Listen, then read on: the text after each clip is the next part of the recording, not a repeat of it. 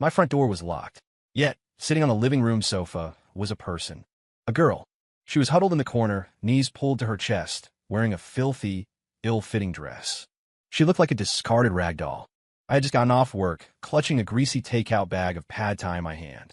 This was my apartment, a strictly private sanctuary I'd lived in for 3 years. Caleb Moore stood in the entryway, a chill shooting from the soles of his feet straight to his skull. He didn't even take off his shoes. His mind went blank, and the takeout container slipped from his hand, hitting the floor with a wet splat. Greasy sauce splattered, staining his only decent pair of dress shoes. He didn't care. All his senses were locked on the intruder in his living room. The girl seemed startled by the noise. Her body jerked violently, and she buried her head deeper, like a frightened quail. Who was she? How'd she get in? Did she pick the lock? Climb through the window?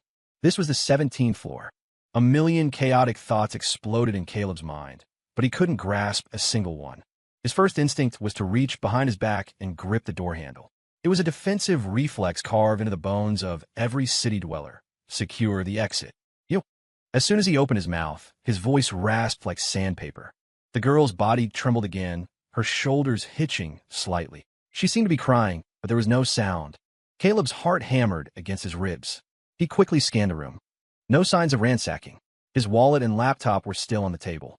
It didn't look like a burglary. Then, what was this? A runaway kid? A homeless person seeking shelter? But how did she bypass a deadbolt door? Caleb took a deep breath, forcing himself to calm down. He took a step back, keeping his body in the hallway and only poking his head in. I don't know who you are, but you need to leave my apartment immediately. His voice wasn't loud, but it carried an undeniable command. The girl on the sofa didn't react. She held her pose, like a lifeless sculpture. Caleb frowned. What was this? Was she squatting? He pulled out his phone, unlocked the screen, and made a show of dialing 911. I'm going to say this one more time.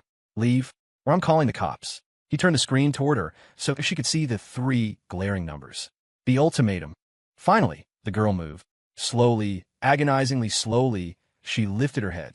A face so pale it looked translucent appeared in Caleb's field of vision. Her hair was dry and matted, like a bird's nest. Her face was covered in grime, but her eyes, disproportionately large, were pitch black, like 2 bottomless pits. There was no focus in those eyes, no emotion, just a dead, hollow silence. And a fear so thick it was suffocating. She was terrified, shaking like a leaf. Caleb's hand froze in midair. The girl looked no older than 13 or 14, skin and bones, her wrists so thin they looked like they'd snap. The dress she wore was torn and dirty, clearly not hers, hanging loosely off her frame. Her bare feet were covered in scratches and mud, toes curled tight, digging into the sofa cushions. Nothing about her looked like a criminal. Instead, she looked like a refugee who had crawled out of hell. Caleb's resolve began to waver. Call the police? What would they do? Throw her in a psych ward? Charge her with breaking and entering? Neither option seemed like a kindness. He ran a hand through his hair in frustration. What the hell is happening? Why my place? He was just an average guy, living a 9-to-5 life, his biggest hobby playing video games. He never looked for trouble. Now a massive problem had materialized in his living room. He stared at her, and she looked at him with those hollow eyes. A standoff. The air felt solid. Are you hungry? Caleb finally surrendered. Defeated, he lowered his phone and pointed to the cold Thai food on the floor. The girl blinked. Her gaze followed his finger to the mess on the floor. Her throat bobbed slightly. It was a tiny movement, but Caleb caught it. She was hungry, starving. Caleb sighed, accepting his fate. He closed the door and kicked off his shoes. Stepping carefully around the girl, he went to the kitchen and grabbed a carton of milk and some bread. He warmed the milk in a microwave, then placed the bread and warm milk on the coffee table, sliding it toward her. Eat. He tried to soften his voice. The girl stared at the food, but didn't move. Her eyes were full of suspicion, like a small animal that had been baited one too many times. Caleb understood. He sat on the rug opposite her, picked up a slice of bread, and took a huge bite. Not poisoned, he said through a mouthful. Perhaps that gesture lowered her guard just enough. She hesitated for a long time before extending a skeletal hand. Trembling, she picked up a slice. Then, she lowered her head and tore into it with ferocious desperation. Crumbs fell all over her, but she didn't care. The slice was gone in seconds. She grabbed a second, a third, until the bread was gone. Then she cupped the warm milk with both hands, drinking in small, frantic gulps. Caleb watched her in silence, a mix of emotions churning in his gut. Who was this kid? What had she been through to end up like this? After eating, the girl seemed to regain a tiny spark of life. The shaking subsided slightly, but she remained curled in the corner, eyeing Caleb warily. Caleb felt awkward under her scrutiny. So, what's your name? Where do you live? I could drive you home. He tried to communicate. The girl's lips moved, but no sound came out. Do you understand me? Caleb tried different questions. Parents, school. She remained silent. It was as if she had lost the ability to speak. Caleb was at his wit's end. A mysterious, mute girl with apparent mental trauma. This was a ticking time bomb. He checked the time. It was 10:00 p.m. Kick her out. Looking at her, Caleb knew he couldn't do it. Let her stay. A stranger sleeping in his apartment was weird as hell. His eyes fell on her dirty feet. Forget it. He stood up, went to his bedroom, and dug out his smallest old t-shirt and a pair of sweatpants. Then he grabbed a clean towel from the bathroom. Go take a shower. Put these on. He placed the items on the sofa. Bathroom's over there. The girl looked at the clean clothes, then at her filthy body. A complex emotion flashed in her eyes. She stood up hesitantly and walked stiffly toward the bathroom. Caleb watched her go, relieved. At least she followed instructions. The sound of running water soon filled the apartment. Caleb sat on the sofa, exhausted. This was more tiring than a week of overtime. He started thinking about tomorrow. She couldn't stay here forever. He had to figure out who she was. Maybe after shower, she'd calm down and talk. The water stopped. Caleb perked up. The bathroom door clicked open a crack. The girl peeked out, wet hair plastered her cheeks, her clean face looking even paler and more gaunt. She was wearing his t-shirt. It swallowed her whole, making her look like a toddler playing dress-up. She looked at Caleb, lips moving as if trying to speak. Caleb sat up straighter, expectant. Was she finally going to talk? She opened her mouth, releasing a faint, breathy sound. Caleb strained to listen. Then he heard it. It wasn't a word. It was a guttural, animalistic whimper of pure fear and pain. Before he could react, she bolted out of the bathroom, not toward the living room, but straight into Caleb's bedroom.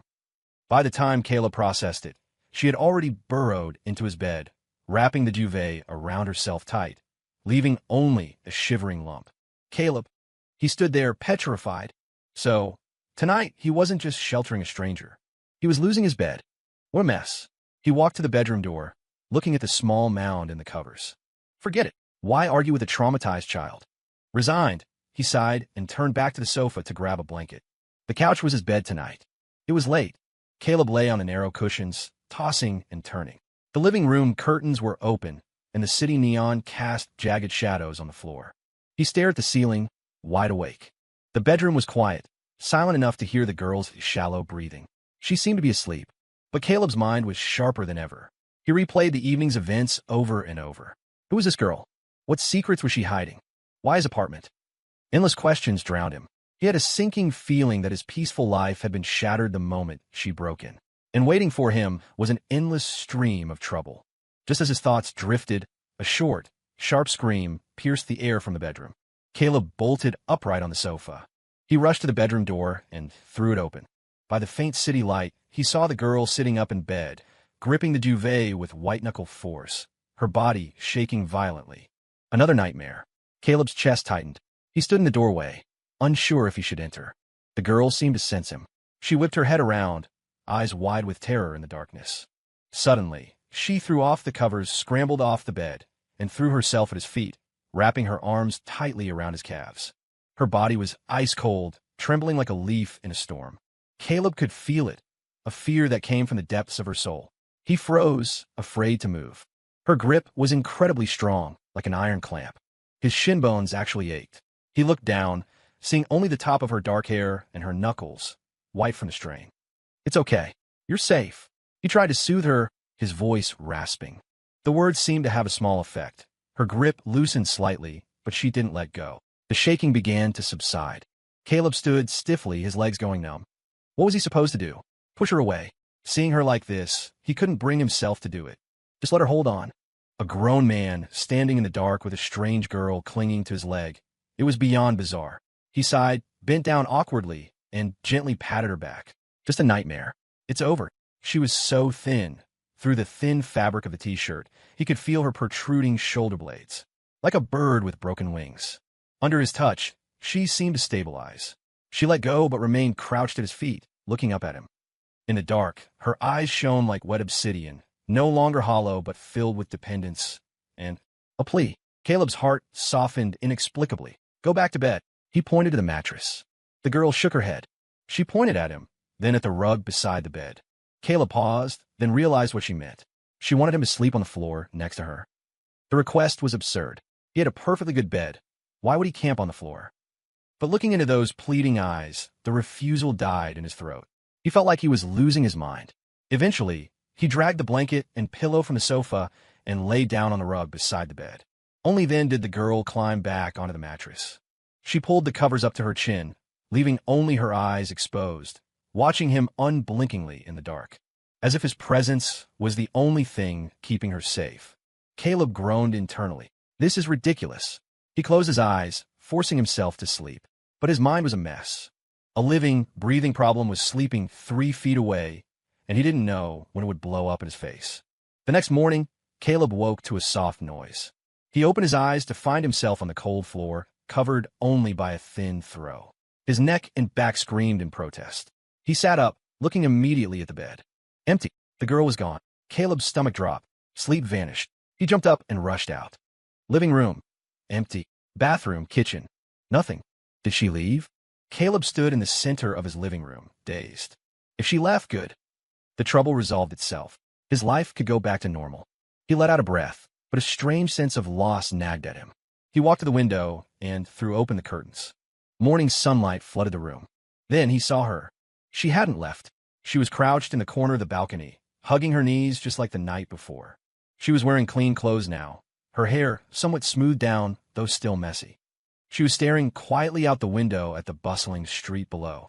The sunlight outlined her in gold. In that moment, she didn't look like a refugee. She looked like a fallen elf, radiating an unearthly fragility and detachment. Caleb walked over and crouched beside her. Why didn't you sleep longer? The girl turned, glanced at him, then looked back out the window. Caleb followed her gaze. Below was a small park where seniors were doing their morning exercises. Want to go out? He asked. The girl nodded, then violently shook her head. She wanted to, but she was too afraid. Caleb understood. He stood up, went to the kitchen, and made 2 simple sandwiches. He handed one to her. This time, she didn't hesitate, taking small bites. Breakfast finished, the problem returned. What now? She couldn't stay here forever. He had a job, a life. He couldn't babysit her 24/7. I have to go to work, Caleb told her. Stay here. Don't open the door for anyone. Understand? He sounded like a nagging mother. The girl just looked at him, neither nodding nor shaking her head. Caleb felt uneasy. Leaving an unstable girl alone in a 17th floor apartment was a huge risk. What if she jumped? Caleb shivered, cutting off the thought. He grabbed his phone and opened his work app. Reason: emergency plumbing issue. Apartment flooded. He lied without blinking and submitted the time-off request. Approved instantly. Done. He had one day to figure out who she was. He sat on the sofa while the girl crouched on the balcony. They were separated by space and silence, the atmosphere thick. Caleb opened a browser on his phone and started searching for recent missing persons. He typed girl, missing, age 13-14. Hundreds of results popped up. He scrolled through them one by one. Smiling faces, awkward school photos. But none of them were the girl on his balcony. He switched search engines, widened the radius. An hour passed. Nothing. Caleb was getting frustrated. Was she from out of state? Or had she been missing for a long time? He instinctively thought to expand the timeline. How long? 1 year? 2? He looked at the thin figure on the balcony, and an absurd thought struck him. On a hunch, he typed 5 years ago into the search bar. Then he saw it. A news article from 5 years ago. The headline was bold, heavy. Tycoon Richard Vance's daughter, Lily Vance, abducted on way from school. Still missing. Below was a photo. A little girl in a white princess dress standing by a grand piano, smiling shyly but brightly. She had large, luminous eyes and deep dimples. She looked like a pampered little princess. Caleb's breath hitched. He snapped his head up to look at the girl on the balcony, then back to the phone. The little princess in the photo and the scarred, hollow girl on his balcony. The jawline, the features. They were a 70 or 80% match.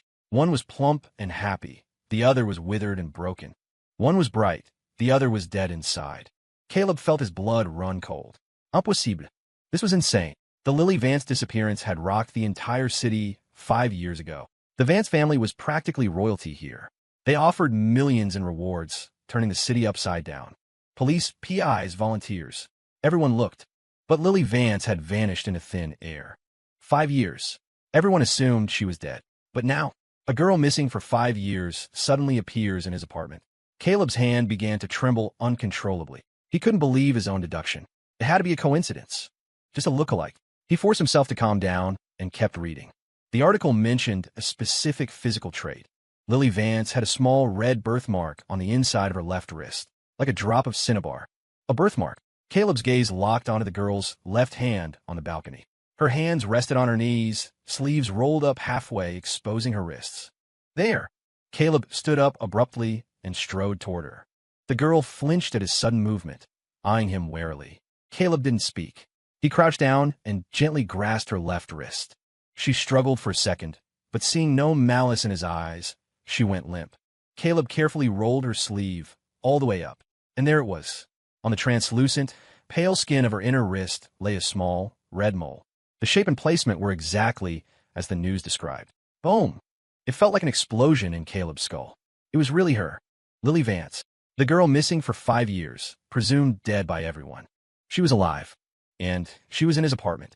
A wave of shock and absurdity crashed over Caleb. He let go of her hand and slumped onto the floor, speechless. Where had she been for 5 years? What had she endured? Why did she look like this? And, the most critical question, why was she in his apartment? He had only lived here for 3 years. 5 years ago, he was nowhere near this place. This apartment should have no connection to her.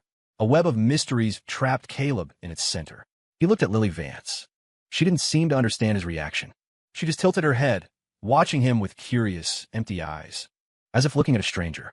Caleb's heart sank. He realized he hadn't just stumbled into trouble. He had stepped into a massive vortex that could upend his entire life. What should he do? Call the police. Tell them the long-lost Lily Vance was in his house. Would they believe him? Or would they think he was the kidnapper? After all, a missing girl appearing unharmed, relatively speaking, in a single man's apartment was suspicious as hell. He couldn't explain it. Cold sweat soaked Caleb's back. He paced the living room like a caged animal. 2 voices screamed at his head. One said, "Call the cops now. It's the only way out. Hand her over, and you're clear." The other said, "Don't call. You can't explain this. You'll be suspect number 1. You won't be a hero. You'll be the accused." The voices clashed, giving him a splitting headache. He grabbed his hair, feeling like he was going to snap. On the balcony, Lily sat quietly, detached from reality. The quieter she was, the more panicked Caleb became. She couldn't stay here. Every minute increased his risk. He had to decide. Finally, logic or self-preservation won over impulse. He couldn't call directly, but he could do it anonymously. Caleb took a deep breath, walked to the corner furthest from Lily, and with the feeling of a thief, dialed 911. To avoid tracking, he used a burner SIM he bought for online selling. 911, what is your emergency? I think I saw a missing person. It's that girl from 5 years ago, Lily Vance. The operator paused. Sir, are you sure?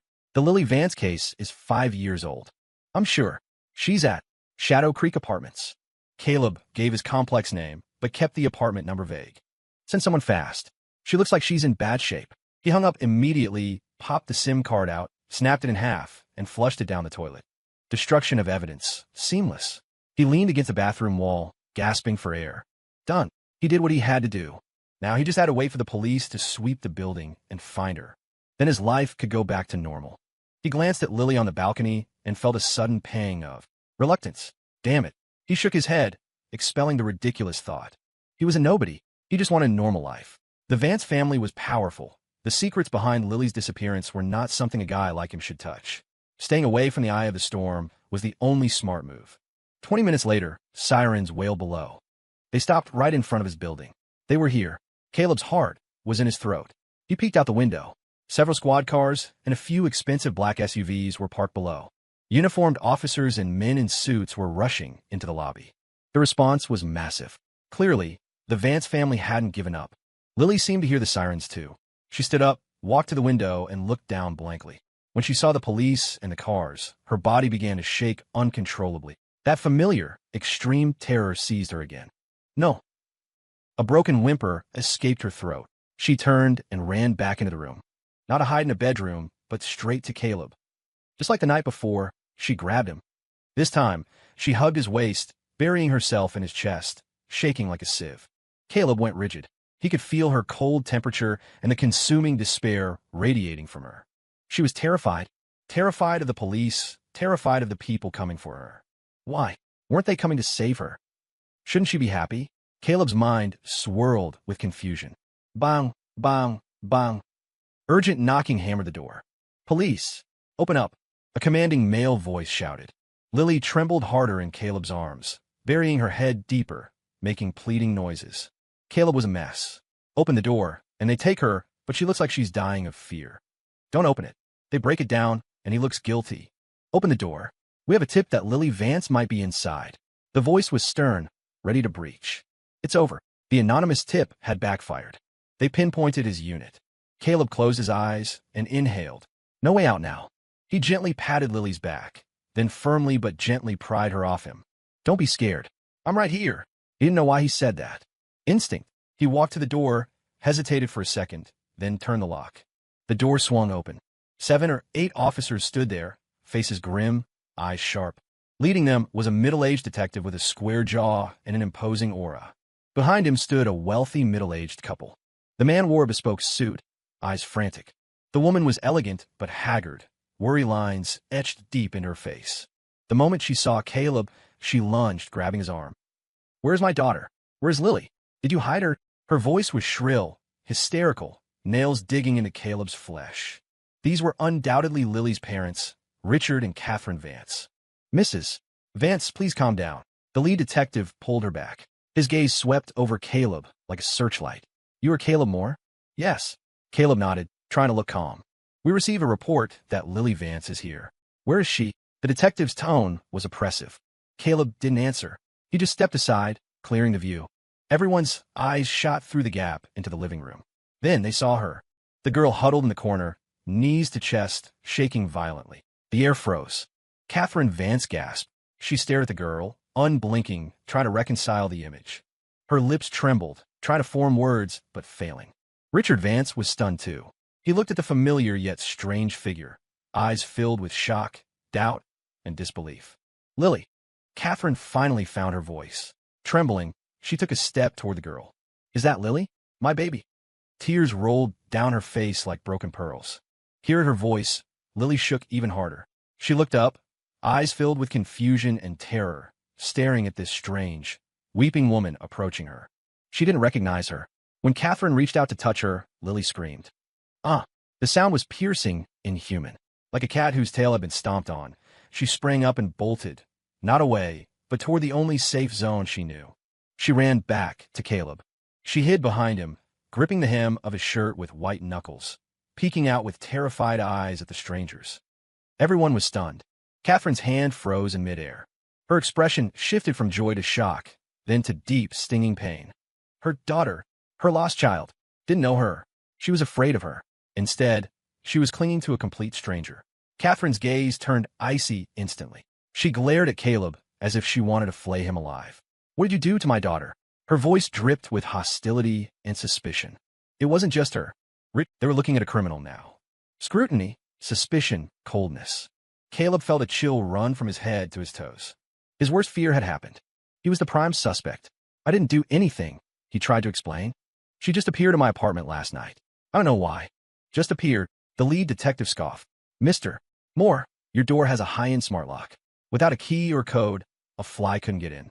Tell me, how did she just appear? Caleb was speechless. He didn't know either. How could he explain it? What is your relationship with Lily Vance? When did you meet her? I don't know her. Yesterday was the first time I saw her. First time, and you let her sleep here? And let her hide behind you. The detective's tone was mocking. Mr. Moore, a 3-year-old wouldn't believe that story. Caleb was defenseless. He felt like he was caught in a net, and struggling only tangled him further. Take him in, the detective ordered. 2 young officers immediately grabbed Caleb's arms. The cold click of handcuffs locked around his wrists. Caleb didn't resist. He knew it was futile. He just looked back at Lily, hiding behind him. Realizing he was being taken, the girl gripped his shirt tighter. For the first time, her eyes showed an emotion other than fear. A plea, dependence. No. A weak sound escaped her throat as she shook her head frantically. An officer tried to pull her away from Caleb, but she clung to him like she was grafted to his skin, refusing to let go. It was a standoff. Lily, come to mommy, Catherine cried, reaching out. Don't be scared, let's go home. Lily ignored her, clutching Caleb. Finally, Richard Vance spoke. His voice was low and commanding. Bring him along. He pointed at Caleb. The detective paused, hesitant. Mr. Vance, that's not protocol. I take full responsibility. Richard's tone brooked no argument. The detective nodded. And so, Caleb was escorted by 2 officers, with Lily hanging onto him like an appendage, as the group marched out of the apartment. Outside, the bright sunlight made Caleb squint. Beside the Vance family limo, a man in a sharp suit stood waiting, a butler or assistant. He looked shocked when he saw Lily, then quickly opened the door. Miss, hospital first, Richard ordered. Caleb was shoved into the back of the Vance limousine in the most bizarre arrangement possible. He sat in the back, handcuffed, with Lily pressed tight against him, an officer on his other side. Richard and Catherine sat opposite. The car glided into traffic. Caleb watched the city blur past, feeling cold inside. He knew that from the moment the cuffs clicked, his old life was gone.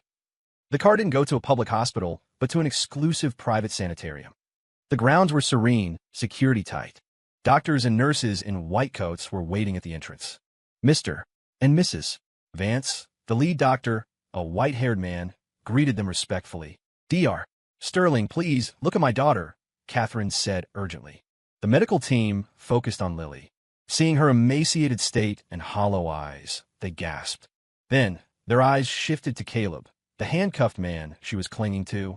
Their gazes were professional, but probing. Let's get her a full checkup, Dr. Sterling ordered. 2 nurses stepped forward to guide Lily away. Lily, come with us, honey. Just a checkup, a nurse cooed. Lily's reaction was even more violent than at the apartment. No, she shrieked, wrapping her arms and legs around Caleb's arm, curling into a ball, shaking violently. It was as if the white coats were monsters. The nurses couldn't get near her. If they tried, she thrashed and snapped her teeth like a cornered animal. Why is she like this? Catherine wept, heartbroken. Classic PTSD and contact phobia, Dr. Sterling frowned. She views the outside world with hostility and distrust. Except, his eyes landed on Caleb. Accept him. Everyone looked at Caleb again. Richard Vance's eyes darkened, staring at Caleb as if trying to drill into his brain. Who are you really? He asked. It was the second time he asked. I am Caleb Moore. Just a graphic designer, Caleb replied calmly. Panic was useless now. A graphic designer? Richard sneered. Why does my daughter trust only you? Were you with her for the last 5 years? That was the core suspicion. The one thing Caleb couldn't explain. I'll say it again. I met her yesterday. Caleb met his gaze. As for why she's like this, I don't know. Maybe ask her, not me. He glanced down at the shivering girl. Richard and Catherine fell silent. They wanted to ask her, but she was unreachable. Stalemate. Lily clung to Caleb, her only lifeline, refusing to let anyone else touch her. The exam was impossible. This, Dr. Sterling hesitated. Forcing her now could deepen the trauma. So we just wait? Catherine asked anxiously. Dr. Sterling paused, then made a bold suggestion. Perhaps. We let him try. He pointed at Caleb. Ew. Catherine frowned, face full of reluctance and suspicion. Richard scowled too. Let a suspect comfort his daughter? Insane. But seeing Lily's state, they had no choice. Mr. Moore, Dr. Sterling turned to Caleb, tone polite. We need your help to calm her down for the exam. Can you do that? Caleb looked at his handcuffs. Do I look like I can help? Dr. Sterling looked awkwardly at the police. The detective looked at Richard. Richard remained silent for a long moment. He was a businessman. He weighed the pros and cons. His daughter's health came first. As for this Caleb Moore, there was plenty of time to interrogate him later. Uncuff him, Richard finally commanded. The officer, reluctant but obedient, unlocked the handcuffs. Red welts circled Caleb's wrists. Mr. Moore, please, Richard said, a hint of pleading in his voice. Caleb rubbed his wrists, saying nothing. He looked down at Lily. It's okay, he said, mimicking the previous night, gently patting her back. They're doctors. They just want to check you. They won't hurt you. His voice was low, carrying a strange sedative quality. Lily's trembling actually began to slow. She looked up, her black and white eyes filled with trust. Be a good girl. Let them look okay. Caleb coaxed. Lily hesitated for a long time, then gave a microscopic nod. Everyone exhaled. Great, Dr. Sterling signaled the nurses. Gently, the nurses approached cautiously. This time, Lily didn't scream, but she refused to leave Caleb. She extended one arm for blood work while gripping Caleb's shirt with the other, anchoring herself to him. The checkup proceeded in this bizarre fashion. CT scans, EKGs. Caleb had to be there for everything. He was a human pacifier. As long as he was there, she was docile. If he moved an inch, she panicked. Richard, Catherine, and the police watched through the glass, stunned. Their expressions shifted from suspicion to shock, then to a complicated confusion. What magic did this guy possess? The exams took all afternoon. Results came quickly. Dr. Sterling walked into Richard's temporary office, looking grave. Caleb was invited in too, police shadowing him. It's not good, Dr. Sterling sighed. Severe malnutrition. Multiple old injuries, some new ones. And he lowered his voice. Her vocal cords show signs of damage, likely from long-term disuse or psychological trauma causing mutism. Her mental state is catastrophic, severe PTSD and autistic withdrawal. The office was silent. Catherine covered her mouth, sobbing. Richard's fist clenched under the table. 5 years. His princess. What hell had she endured? Can she recover? He rasped. Physical wounds heal. The mind is harder. Dr. Sterling shook his head. She's locked inside herself. The only breach in a wall. He looked at Caleb. Is him. Richard's gaze sharpened like a knife, stabbing at Caleb. I don't care how you do it. Make her talk. His voice was icy. If she tells us what happened and who did this, I will give you anything you want. Money, status. It was a transaction. Caleb just smiled. Mr. Vance, you're mistaken, he said calmly. I'm not your employee, and I'm not a criminal. I'm just a guy with bad luck who got dragged into your family drama. You. Richard's face darkened. I just want to go home. Caleb stood up. I've done my part. The rest is up to you parents and the police. He turned to leave. He was done with the suspicion. You can't go. Catherine rushed forward, blocking him. Her eyes were resolute through the tears. Please, help us. Help Lily. She dropped her pride. If you can help her get better, I'll do anything. Just then, the door burst open. A nurse ran in, frantic. Mr. and Mrs. Vance. Miss Lily. She. What happened? Catherine gasped. She woke up and saw Mr. Moore was gone. She went berserk. She's throwing things, slamming her head against the wall. What? The parents turned pale and ran out. Caleb froze, then followed. The VIP room was a disaster zone. Lily was like a wild animal, hurling everything she could grab. 2 nurses cowered. Her forehead was bleeding from hitting the wall. Lily, no. Catherine screamed, held back by Richard. Don't. You'll get hurt. No one could stop her. Then, Lily saw Caleb in the doorway. She froze. Standing amidst the wreckage, blood trickling down her face, she stared at him. Then, slowly, she reached out a hand, like a drowning person seeing a log. Caleb's heart stung. He pushed past the crowd and walked in.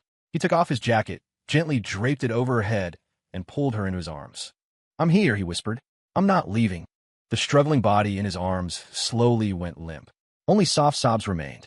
Outside, the Vances watched with complicated expressions. They had to admit a hard truth.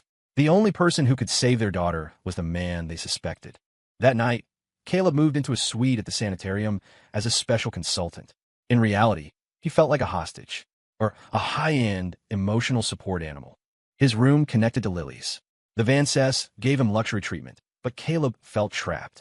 Late at night, he lay in the plush bed, sleepless. He pulled out the new phone the Vances gave him and researched the kidnapping. 5 years ago, the police suspected everyone. Rivals, ex-employees, relatives. No leads. A cold case. No ransom demand. That was the key. Why kidnap an heiress and ask for nothing? Caleb felt a conspiracy looming. The door creaked. Lily, in clean pajamas, walked in like a ghost. She held a sketchbook and crayons. Caleb sat up. Nightmare. She shook her head. She walked to his bed, opened the book, and started drawing with a black crayon. Her movements were slow, deliberate. Caleb watched, curious. A shape emerged. A house. A strange house. Next to it, a tree. A twisted, gnarled tree. Caleb's pupils contracted. He had seen this image. Somewhere. The drawing radiated gloom. Lily finished and looked up at him, eyes holding a trace of fear. She was sending a message. This place mattered. It was likely where she was held for 5 years. Caleb's brain raced. He searched his memory for the image. He had seen it. In a photo, a video, somewhere. Where is this? He asked softly. Lily shook her head, lips moving silently. She picked up the crayon and colored the windows of the house black. Pitch black. Caleb's heart sank. He put the drawing away and smiled at her. Understand. You draw well. He patted her head. Go back to sleep. Lily relaxed slightly, nodded, and padded back to her room. Caleb's smile vanished. He folded the drawing and pocketed it. This was the only clue. Over the next few days, Caleb settled into life as a companion. Days were spent in therapy and meals with Lily. Nights were spent researching. He searched for Crooked Tree, scanned maps, looked at street views. Nothing. The house was a ghost. Meanwhile, his bond with Lily shifted. She didn't speak, but she shadowed him everywhere. He read. She drew. He watched movies. She sat by him. Sometimes he told her fairy tales. Snow White, Cinderella. When the prince defeated the dragon, a light flickered in her eyes. She was processing the world. Richard and Catherine watched, their hostility turning into a grudging acceptance. Therapists failed. Caleb succeeded. One afternoon, in the garden, a fountain played a piano melody. Lily stopped. She tilted her head, listening. It was for Elise. You like it? Caleb asked. Lily didn't answer. When the song ended, she dragged Caleb back to her room. She went to the electric keyboard in the corner, sat down, and looked at him. I want to play. Caleb turned it on. Lily took a breath and placed her fingers on the keys. A jerky, broken version of For Elise stumbled out. She was rusty, but she persisted, trying to find the notes. Caleb stood by, listening. It was her first active attempt to touch her past. The door opened. Richard and Catherine entered. Seeing their daughter play, they froze. Catherine covered her mouth, tears flowing. 5 years. They finally heard her play. They listened in silence. When she finished, Lily looked up, flinched at her parents, then relaxed when she saw Caleb. Beautiful Lily, Catherine choked out. Lily didn't scream. Progress. Dr. Sterling says she's improving. Richard said to Caleb, eyes complex. It's your doing. I didn't do anything, Caleb said. Regardless, the Vance family owes you. Richard extended a black card. $1 million. A down payment on our thanks. PIN is 6/8. Caleb looked at the card. 1 million. Life-changing money, but it felt heavy. I don't need it. He shook his head. What? Richard frowned. Not enough. I told you, I just want to go home, Caleb said. When she's stable, I'm leaving. Richard's eyes narrowed. He couldn't read this kid. Didn't want money. People who didn't want money usually wanted something bigger. Suddenly, a man behind Richard stepped forward. 30-something, gold-rimmed glasses, refined look. Julian West, Lily's uncle. He had been hostile to Caleb from day one. Richard, why waste time with him? Julian sneered. A drifter with no background? He kidnapped her 5 years ago, laid low, and now he's playing the savior for a payout. The accusation was venomous. Catherine turned pale. Julian, stop it. Stop. Julian raised his voice. Catherine, wake up. She vanishes for 5 years and pops up in his apartment and only trusts him? It's a con. The doubt replanted itself in the parents' minds. Caleb glared at Julian. Mr. West, watch your mouth. Where's your proof? Proof. Julian laughed. The police will find it. Scum like you belong in prison. He stepped forward, reaching for Caleb's collar. Before he could touch Caleb, a small shadow launched itself in front of him. Lily. She spread her arms, shielding Caleb like a mother hen protecting a chick. She glared at her uncle with a ferocity no one had ever seen. Her eyes burned with rage. Everyone froze. Julian stopped, hand in midair. Lily, you. Lily didn't blink. She glared, a low growl rising in her throat. Then, she did the unthinkable. She wound up and slapped Julian West across the face with every ounce of strength she had. Smack! The sound echoed. Julian clutched his face, stunned. Richard and Catherine were paralyzed. Caleb, standing behind her, looked at her shaking back. His mind reeled. Why did she hit him? Was it just protection? No, it wasn't just protection. In that split second, Caleb saw in her eyes. Hatred. A bone-deep, corrosive hatred. A thought flashed like lightning through Caleb's mind. He looked at Julian, eyes sharpening. Could it be? Julian held his cheek, stunned. He never expected his beloved niece to slap him. For some random punk. Lily, are you crazy? He snapped, shock turning to anger. Lily didn't hear him. She kept glaring, eyes filled with the look one gives a mortal enemy. The scene was so wrong that even Richard and Catherine sensed it. Julian, get out, Richard said, voice low. Richard, she hit me. Didn't you see? Julian yelled. I said get out. Richard barked. Julian gritted his teeth, shot a venomous look at Caleb, and stormed out. The moment he left, Lily collapsed. She spun around and buried her face in Caleb's back, shaking violently. The aggression vanished, replaced by terror. The atmosphere in the room was suffocating. Lily, it's okay. Uncle Julian didn't mean to. Catherine tried to soothe. Lily ignored her, clinging to Caleb. Caleb could feel it. The fear was directed at Julian. A terrible theory formed in his head, but he had no proof. Just instinct. Richard looked grim. He glanced between Caleb and his daughter. That's enough for today, he said wearily. He let a weeping Catherine out. Alone with Lily, Caleb knelt. Why did you hit him? He asked gently. Lily looked at him, lips trembling, tears spilling over. She pointed to her throat and shook her head. She couldn't speak. The fear was a padlock. It's okay. Caleb wiped her tears. He led her to the bed and handed her the sketchbook. Draw it, he said. Tell me in pictures. Lily hesitated, then nodded. She lay on the bed and began to draw with a black crayon. Not a house this time. A man. Glasses. A smile that looked sinister in wax. As the details filled in, Caleb's pupil shrank. The man was Julian West. She grabbed a red crayon and drew violent X's over his face. Then, with black, she drew little stick figures around him. Girls without faces. Ghostly girls. Finally, she colored the whole background pitch black. The drawing screamed horror. Caleb felt a chill. He was certain now Julian West was involved. And the faceless girls, were there other victims? He looked at Lily. She was exhausted, lying motionless. Caleb gently slid the drawing out and covered her with the quilt. Sleep, he whispered. I'll handle the rest. He went to his room and laid the two drawings side by side. The twisted treehouse. The faceless girls and Julian. He had to connect them. Caleb analyzed. Julian West, VP of Vance Group. Successful, family man. Why kidnap his niece? Not for money. Not for revenge. Why? Unless he was sick. A twist in his psyche. Caleb researched Julian online. Philanthropist, entrepreneur. Perfect facade. Caleb didn't buy it. He dug deeper, looking for properties, hangouts. He stayed up all night. The next morning, dark circles under his eyes, he found Richard. He handed him the house drawing. Lily drew this? Yes. I don't recognize it. The tree, Caleb pointed. That shape is unique. I'll have people look. The Vance machine went to work. Police, P. Underwood contact. Days passed. No leads. The house didn't seem to exist. Caleb was losing hope. Then, a cleaning lady at the sanitarium saw the drawing. Huh, that tree looks familiar, she muttered while mopping. Caleb jumped up. Mom, where have you seen it? I think. Near my old home, she said uncertainly. West Side, before the renovation. Shadow Creek Estates now, but there was an old holdout house with a tree just like that. Is the house still there? Probably. Those legal disputes take forever. It's spooky, nobody goes there. Shadow Creek. An old holdout house. A twisted tree. It matched. Caleb thanked her and bolted. He told Richard he needed to run an errand. Richard sent a driver. Caleb went to the new Shadow Creek development. He told the driver to wait and walked in. Behind a modern condos, tucked away in an overgrown lot, was an old brick house. High walls, vines, and rising above the wall, a twisted, gnarled tree. Caleb's heart hammered. He found a crumbling section of the back wall and squeezed through. The yard was a jungle. The house was silent, windows newspapered over. The front door was unlocked. It creaked open. A smell of mold and rot hit him. Caleb turned on his phone light. Empty rooms. Dust. He checked the first floor. Nothing. Just an abandoned house. He went upstairs.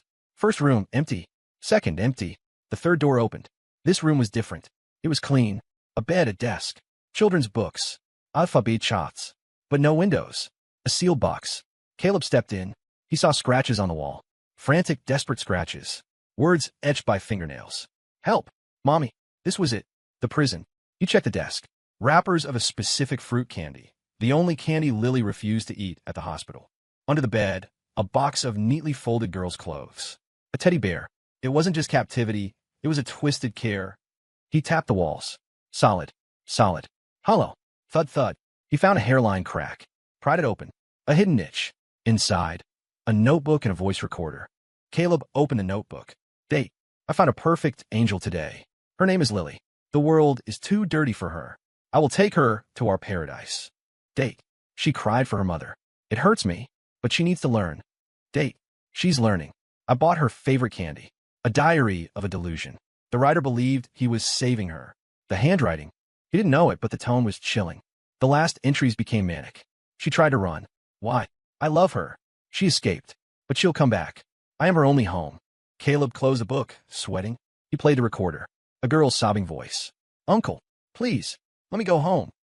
Then a man's voice. Gentle, terrifying. Lily, honey, this is your home. Forget them. Only Uncle loves you. Julian West. It was undeniable. Caleb pocketed the evidence. He had him. He turned to leave. Slam. The bedroom door slammed shut. The lock clicked. Click. A voice came from the other side. Like my house, mister. More. How did you? Caleb froze. It was a trap. The cleaning lady? A plant? You think you found something? Julian taunted through the door. I left those for you. Caleb went cold. Why? I need a scapegoat. Julian laughed. A pervert who kidnapped her, kept her, and then committed suicide when found. You fit the profile perfectly. Police will find a charred body in the diary. Case closed. I'm the hero who found her location. Smell of gasoline wafted under the door. You're insane. Caleb shouted, banging on the door. Goodbye, mister. More. Whoosh. Fire roared. Heat blasted through the cracks. The old wood caught instantly. Caleb was trapped. Smoke filled the room. He coughed, eyes watering. He looked at the hollow wall. The niche. Was there space behind it? He smashed his fist against the back of the niche. Crunch. It gave way. A passage. An old servant's tunnel or smuggling route. Caleb squeezed through just as the flames licked the desk. He crawled through the dark, narrow tunnel, lungs burning. He kicked open a rotting grate and tumbled out into an alley behind the property. He gasped for air alive. Sirens wailed in the distance. He couldn't go back to the hospital. Julian would finish the job. Caleb limped away, blending into the city. He checked his pocket. The diary and recorder were safe. He holed up in a cheap motel. He cleaned his wounds. He couldn't go to the cops. Julian might have them in his pocket. He needed an ally. Richard Vance. But would he believe the stranger over his brother-in-law? Caleb had to gamble. He dialed Richard. Hello. Richard sounded wrecked. Mr. Vance. It's Caleb. I'm not dead. Silence. What? Your brother-in-law tried to burn me alive. Where are you? Meet me. Alone. Half an hour later, in a private cafe booth. Caleb played the tape. Uncle, let me go. Richard turned gray. He read the diary. He shook with rage. That animal. He stood up to leave. I'll kill him. No, Caleb stopped him. You kill him, you go to jail, and the truth dies. We need him to confess. Ow. We use his weakness. Lily. He thinks he owns her. We set a trap. Caleb laid out the plan. Richard listened, looking at Caleb with new respect. Why help us? I just want justice. And to go home. The plan was set. Richard controlled the hospital security feeds. He pulled his guards back, leaving a gap. Caleb returned to the hospital, acting like nothing happened. Julian was shocked, but hid it. Lucky man, Julian smiled. Very, Caleb smiled back. Night fell. The Van Cess left. Caleb stayed with Lily. He signaled the hidden cameras. He opened the connecting door, then left for the bathroom. The bait was laid. A shadow slipped into Lily's room. Julian, he smiled, approaching the girl sitting on the floor drawing. Lily, my angel. Uncle is here to take you home. He reached out. The girl turned. It wasn't Lily. It was a mannequin with a wig. Julian froze. Click. The door locked. Lights blazed. Richard, Caleb, and police swarmed for the connecting room. Lily was safe behind Catherine in the corner. Julian, Richard said, voice dead. What is this? Julian stammered. I was checking on her. Caleb hit play on the recorder. Julian's voice filled the room. Julian crumbled. No. That's not. Then Lily stepped out. She glared at him. She opened her mouth, forcing air through rusty cords. Mo? Stir. One word. It shattered Julian. He broke. He laughed maniacally. Yes. It was me. You ruined her. She was mine. My angel. He raved as police dragged him away. It was over. Julian was gone. The house burned down. Lily began to heal. Her speech returned slowly. Mom, Dad. Richard and Catherine wept. She still clung to Caleb, but she let her parents in too.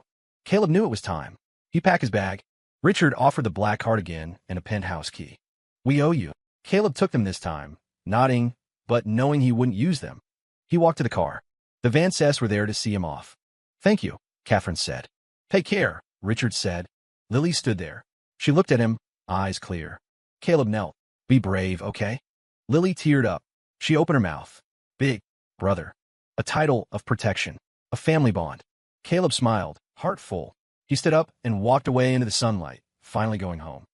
Story complete.